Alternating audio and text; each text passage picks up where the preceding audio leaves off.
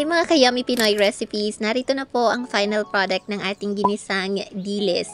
Perfect na perfect po ito pang almusal. Ipapakita ko sa inyo kung ano-ano mga ingredients at kung paano ito lutuin. Umpisahan na po natin.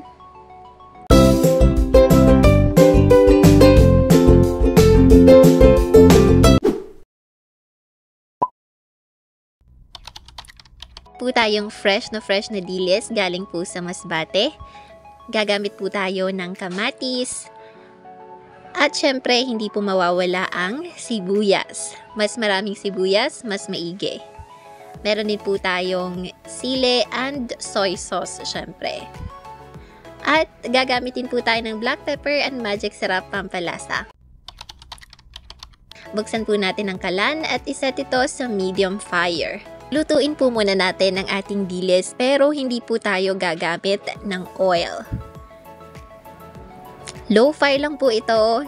Make sure na golden brown na at lutong-luto na ang ating dilis bago natin ito tanggalin. Haluin lang po natin ng mabuti habang niluluto ito. Make sure na crunchy siya. Kapag luto na po itong ating dilis, iset aside lang natin ito. Po ulit natin ang kalan at iset ito sa medium fire. Maglagay po tayo ng cooking oil. Tansyahin nyo na lang po kung gaano karami yung gusto nyo ilagay. Isautay po natin ang ating sibuyas. As you can see, maraming sibuyas po yung ating ginamit dito. Haluin lang po natin hanggang sa maging golden na siya.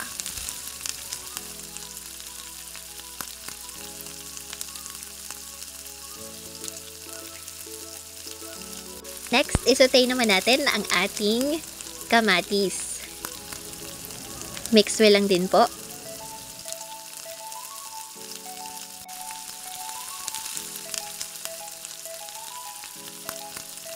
Kapag luto ng ating kamatis, ilagay na po natin ang ating black pepper pampalasa. And i-mix well lang din natin.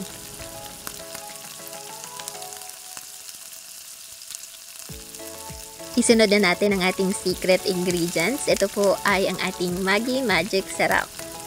And mix well lang din para mahalo ito sa iba pang mga ingredients.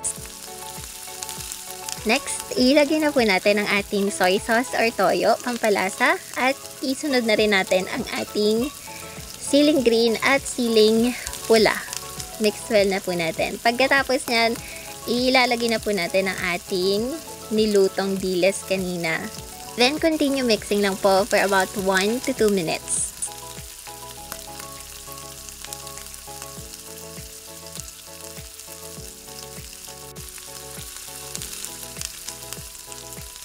Tara! Narito na po ang final product ng ating ginisang dilis. Extra special po ito dahil may mga nilagay tayong iba't ibang ingredients at gulay na rin like yung kamatis. Perfect po ito pang almusal, kapares ng mainit na kanin o kaya naman ng sinagag. Happy eating! Bye!